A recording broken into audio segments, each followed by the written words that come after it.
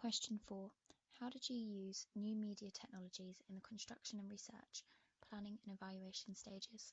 I think media technologies played a vital role in our whole process. We used lots of different pieces of equipment and software, and we learnt a lot from the process. We started with Google and YouTube itself, so we were able to research existing products, so existing music videos, existing digipacks, existing magazine adverts, with no set idea as to what we were going to do at that point, but just to get inspiration from that. And I think we were very open-minded at that point, and we just wanted to look at the general conventions of a music video. Then to sort of narrow down our search, we used SurveyMonkey, which was a free website online, to be able to make a survey, create it, and to broadcast it to loads of people. The actual website itself was very easy to use, very easy to understand, and when the results came in, we were able to get graphs of statistics, and it was very easily accessible and shared on many platforms, which is easier to do rather than making paper copies, sending them out, and then having to count them in. The technology did it all for us, which was great, and we shared that on sites such as Facebook, Snapchat, Twitter. The only problem with that was that we wanted our replies quite quickly, obviously, because we wanted to save as much time as we could, and waiting for other people to reply was quite stressful. And also the fact that we were asking people how old they were, but because we were sending them on our own social media platforms, a lot of people were our own age. So I think if we were to do it again, we'd spread it on other platforms and make sure it was sent to a wider diversity of people, just to make sure that we got that good range and a more realistic overview. I think also with Facebook it was good because we were able to contact the band that we wanted to contact on. So the use of social media was incredibly important in the whole process. Then when we wanted to narrow it down and actually find the song that we were going to do, we used both YouTube and SoundCloud, which were really good because obviously they're big platforms, and when to find an unsigned artist, we had so many to pick from, which was quite overwhelming to begin with. But when we sort of narrowed down and listened to more songs and found the sort of thing that we wanted, and also having 4 different people searching for it was helpful. And obviously they're easy to use sites because we use them all the time. Then for our storyboard, we used a website called Storyboard That, which again was a free website, very easy to use, could be quite slow at times, which was quite stressful. But we were able to, that again was very accessible. We could share that around, we could edit that very easily, and also it saved us time rather than drawing out and then having to rub out drawings. We could just edit it on the computer, which was good. So that was in terms of the pre-production and the planning process. When it actually came down to making the product, we used the Canon 65D EOS DSLR camera, and a lens, and obviously we were using memory cards, so there was quite a bit of technical media involved in this process. The camera itself was fairly easy to use because we'd had experience using it. We knew what to press, like the sort of things that were done before, the basics of the camera. And I think also that was good because having experience, we were able to be more creative and more flexible with our ideas. So with the lens we were using, we were able to use the depth of field more.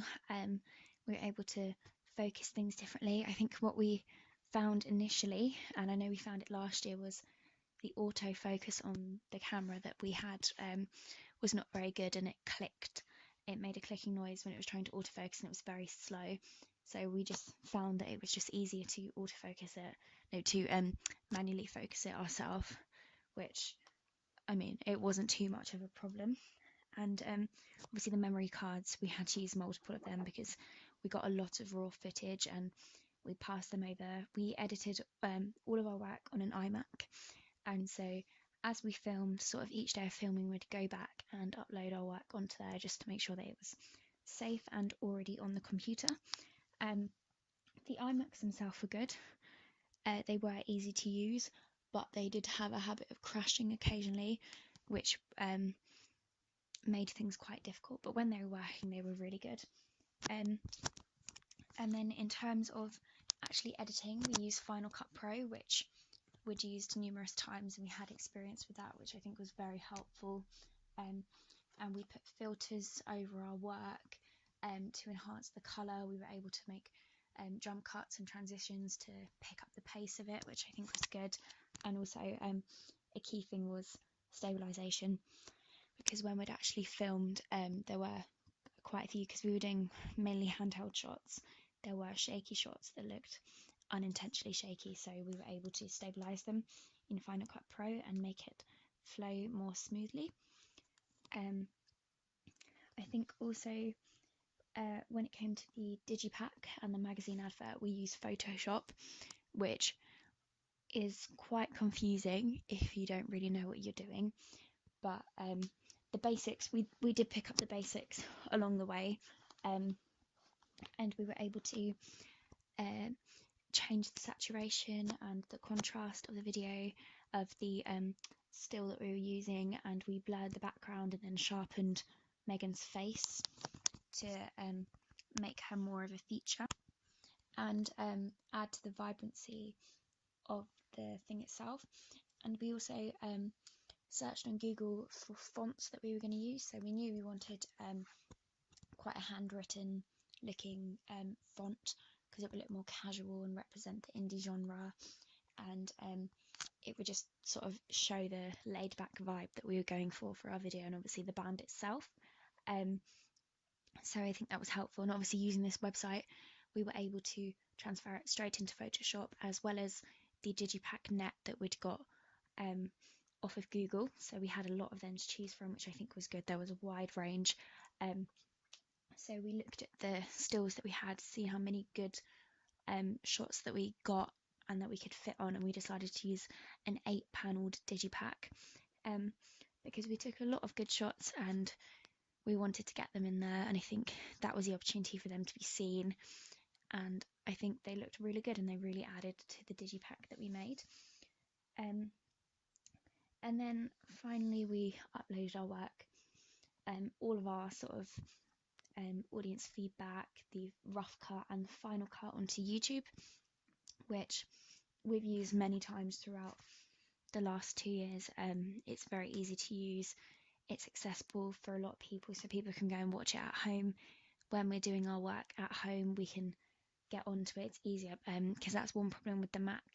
Anything that you edit on the Mac, obviously you can't get that at home, so it's less accessible, but by uploading things onto YouTube it's easier to get. And then finally everything is uploaded onto Blogger, which again we've had a lot of experience with. We're able to use that. That is easy to use, it's clearly laid out, and I think the look of our blog, we wanted to use photos from God's Own Junkyard in the back of our blog, just sort of add some vibrancy and show what the group is about and what the video is about. And yeah, so I think all in all we were able to use media technologies quite well. Obviously if the websites or the technology itself were to crash, that would make things quite slow and quite difficult, but I think all in all we were able to use it effectively, and it did help greatly because we used it in every single process. We used SurveyMonkey and audience feedback throughout, we used Blogger throughout to blog the whole process, we use YouTube for constant reference and Google for constant reference for magazine adverts, and particularly in the planning process it was just very, very important to be able to get as much information that we could on the topic that we were doing, and the actual filming equipment, we were able to use that because we had the experience with those products, and we were more flexible. We were able to do whatever we wanted with them because we could use the technology to our best ability, and I think we did do that, and I think the work that we came up with was very well done, mainly due to the help of media technologies, and as digital natives, where we're sharing stuff on social media and we're using YouTube a lot and we're using all these SoundCloud and other websites and Google regularly, I think it couldn't have been done without that, particularly getting other people's opinion through the use of social media. I think that was a key part in the construction of our video.